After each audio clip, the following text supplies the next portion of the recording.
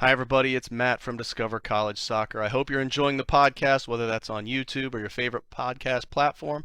Don't forget to hit the subscribe button. I also wanted to let you know about the Discover College Soccer Study Table. This is our brand new online portal that is complete with a 14-part online course giving you all of the ins and outs of the college soccer recruiting process. There's also a wealth of resources such as checklists, templates.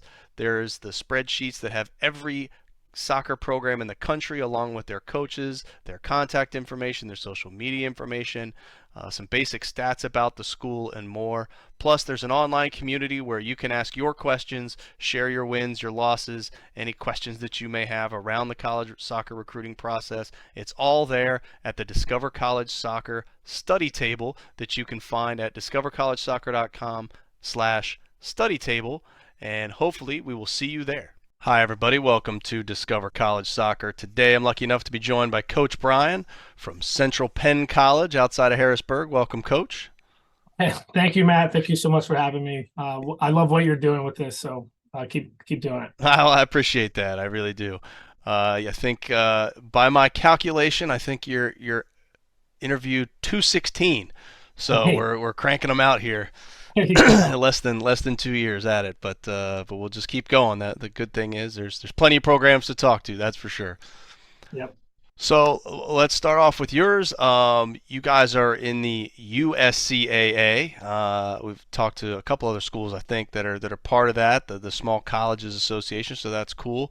Um, you know, Tell me a little bit more about just the program and in terms of how it works with the USCA and what that's like.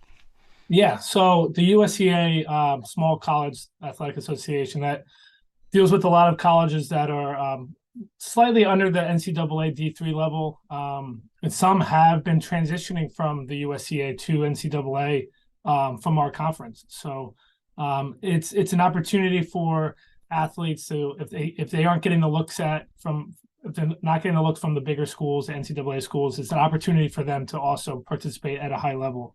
Um, our program, man, COVID hit us hard. COVID canceled 2020 season and 2021 season.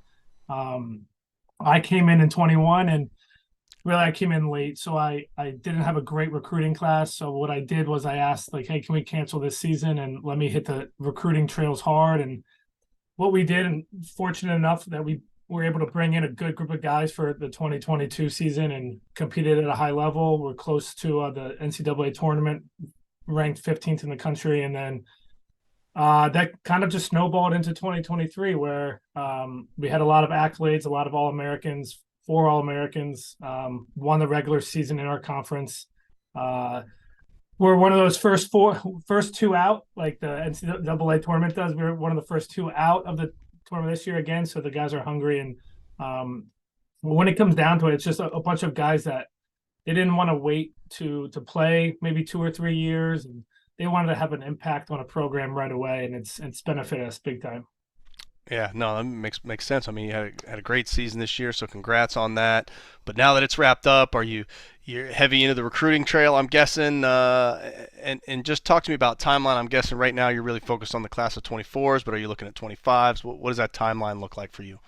Yeah, I mean, the grind never stops, Matt. First of all, um, yeah, we're really focused on 20 rounding out our 2024 class. But we're entertaining 2025 guys that are interested and have seen our program, and maybe they do have an interest of playing right away.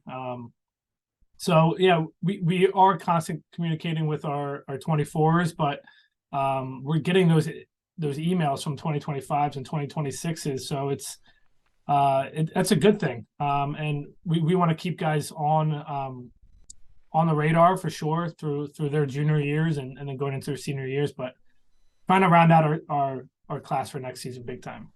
Okay. Well, I mean, looking at your roster, and not surprising at a small school, you're fairly regional, and a lot within Pennsylvania. So, what are some of the leagues and tournaments and things that you're hitting the most to start that recruiting process? We're lucky enough to be in Harrisburg, where we're within 2 hours of a lot of big time showcases. where I would this past weekend I was at the PDA up in Jersey. I was at EDP in Hamilton, New Jersey, and then I had a college coaches skills camp at LaSalle University that I attended Sunday. So, but then the week before that was Bethesda showcase, so I was there. And this weekend we have PA Classics in Lancaster, so it's all within about 2 hours. So we're in a great spot where we can get to these places fairly often. And yeah, our roster is filled with some guys that are regional, but we are the Jersey, Maryland teams, Virginia teams have shown interest. So Okay. Well, you mentioned the CCSC camp. I mean, do you guys host your own camps, or do you or your staff work other camps? How important are camps to your overall recruiting process? yeah, I think camps are a great way to get connected with a coach for a player. The showcases, yeah, you get to showcase your talent, but I think the camps are an opportunity for you to kind of get that one-on-one in-person connection with a coach, see if you guys have the same vibe. And I thought it was great this Sunday where I got to run a session in the afternoon, and I got direct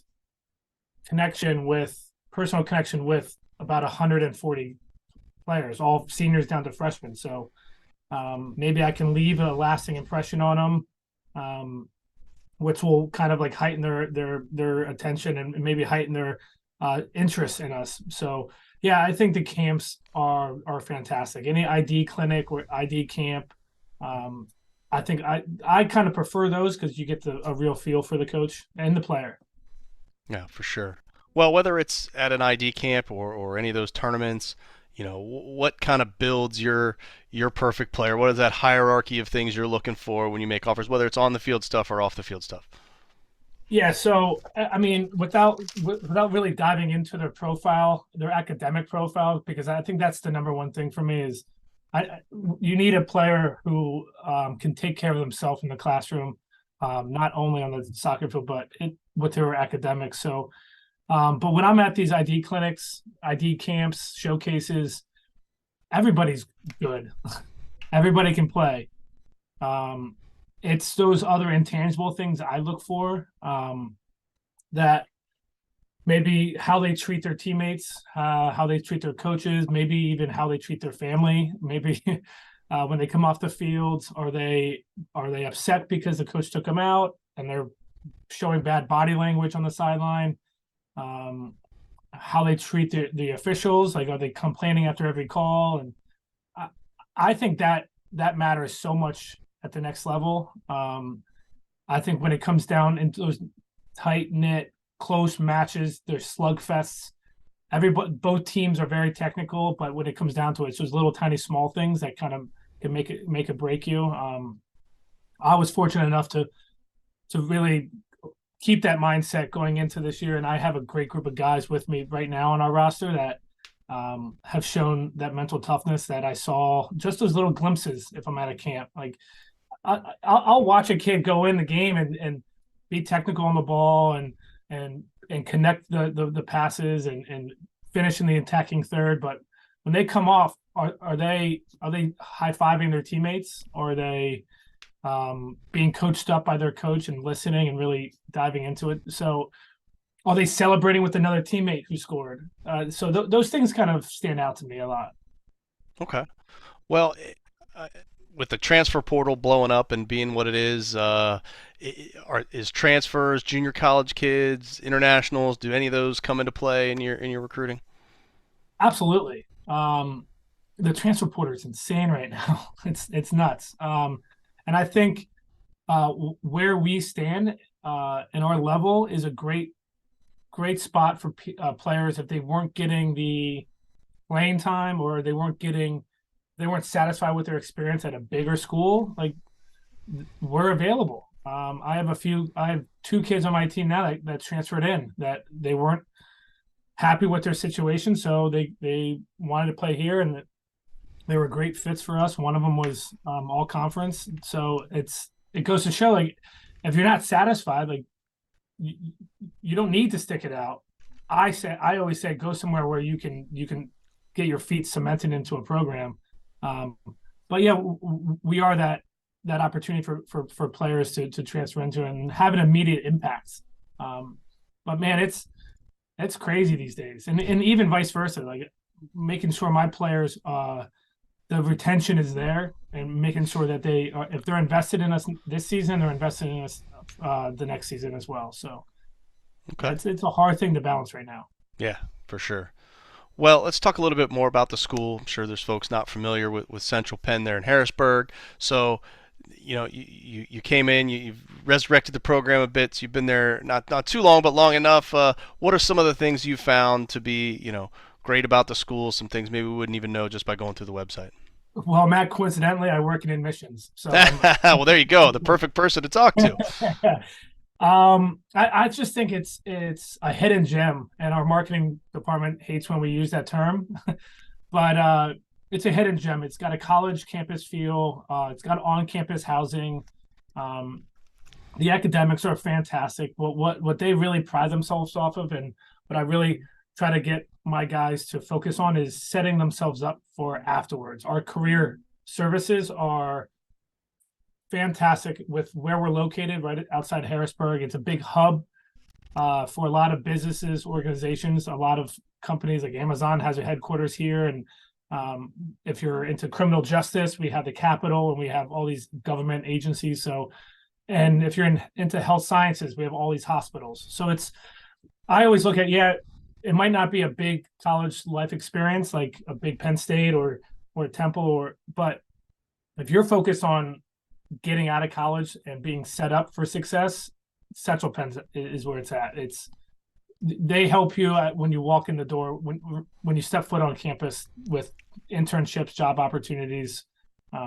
So we do have that campus feel. We have on-campus housing, we have apartments, we have an outdoor pool, we have fitness centers, and all that. But I think it's more focused on what are we going to do for you after you graduate. Okay.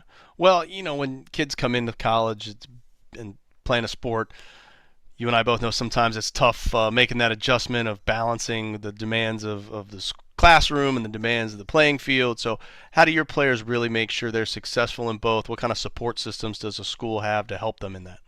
We have a great support system. Our success coaches is what they're called, their job title, and they just help you navigate through your academic career. We do stuff as a program. We have study halls. We call them roundtable discussions, where we talk about intangible stuff, soft skills. But yeah, it could be a lot. A lot of students, they think they're ready for a college life experience, or let me rephrase that, a student athlete experience. And it's a lot harder than you think. But I think what we do here at Central Penn with our success coaches, it's just, I'm their coach on the fields and a lot of times off the field, but we have coaches for them in the halls and in the academic buildings, and they work with them every week. Hey, I saw that you missed class this week. This is what you need to do to recover. And hey, I see you're slipping in this class. Can we get this out? They're not leaving you in the dark, and you're not getting to your midterms or finals like, oh my God, I have so much to make up for. They keep you on track, so it's good. Okay. Well, take me back a couple weeks, to the heart of the season. Walk me through what a typical week might look like for one of your players in terms of class, practice times, meals, game schedules, that kind of thing. Yeah, so I mean, Sunday nights we usually do a roundtable discussion. So we're either talking about like how to respond to adversity, how to handle networking opportunities and stuff like that. So that's all stuff that's not soccer related. Then Monday hits, and they typically are in class between 9 and about 3 o'clock, 2:30. We'll hit the training field at about 4 to 6. And afterwards, it's either one day, it alternates each week, but it's either study hall or weights. So we'll do that, and then maybe we'll have a game during the week. We'll be leaving. Maybe our bus will be departing around 1 o'clock. We won't be getting back to 11. And then on the weekends, we usually have a game on a Saturday or Friday. So it's it's pretty packed. Their days off are typically on Sundays, but mentally that's not a day off. So they're still working. Those gears are grinding for sure. But we try as a staff, we try to give them the real student life experience, student athlete experience, as best as we possibly can with the resources that we have.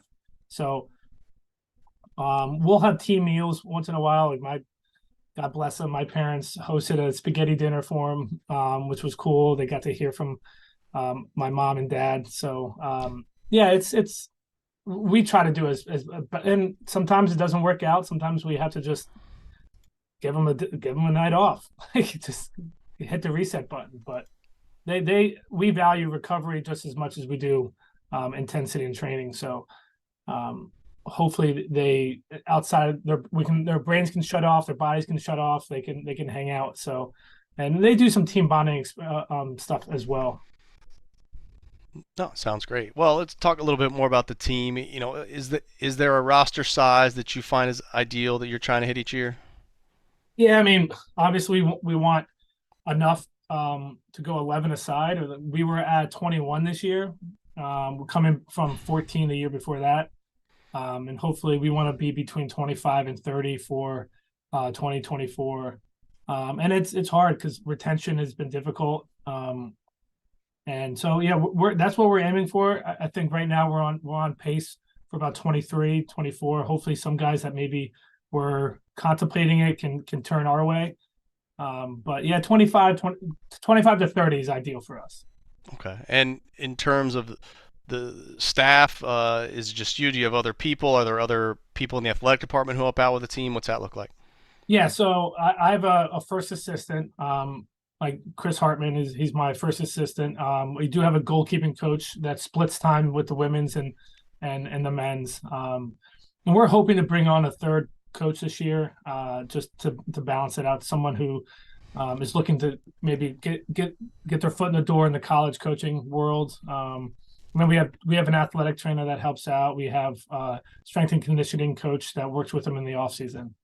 So it's a solid crew. It gets the job done, but I'm always looking for relief in some categories.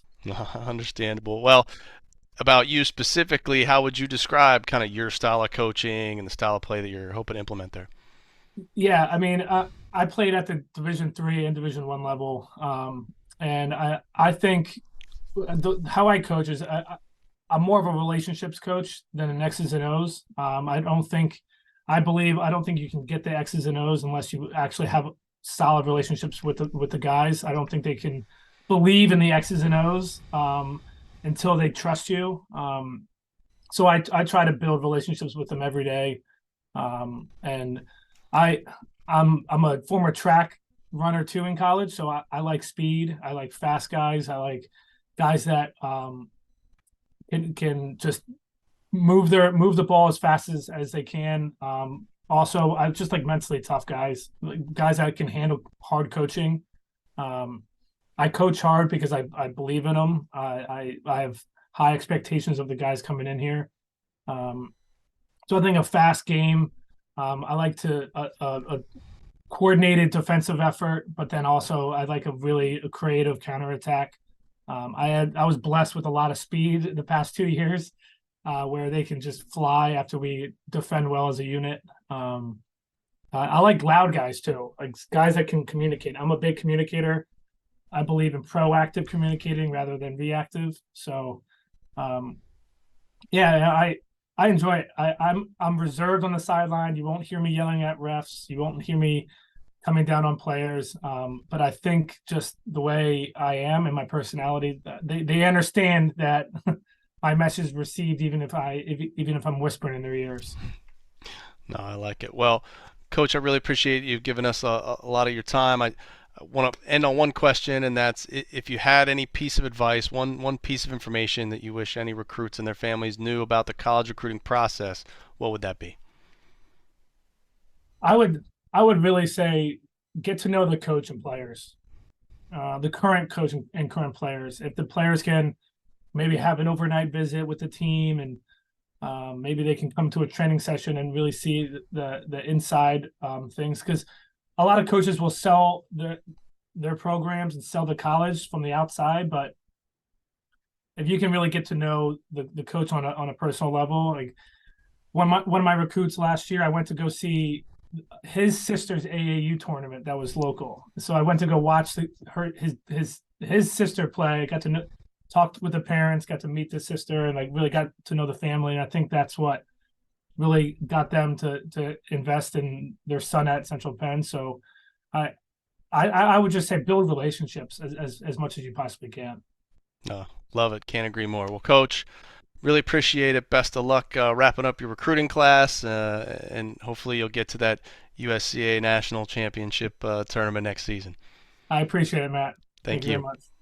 The Discover College Soccer podcast is sponsored by VIO. VIO is the #1 AI camera solution helping players capture college recruitment videos. Check out their new starter and family options by clicking on the link in the description or visit Discover College Soccer to learn more.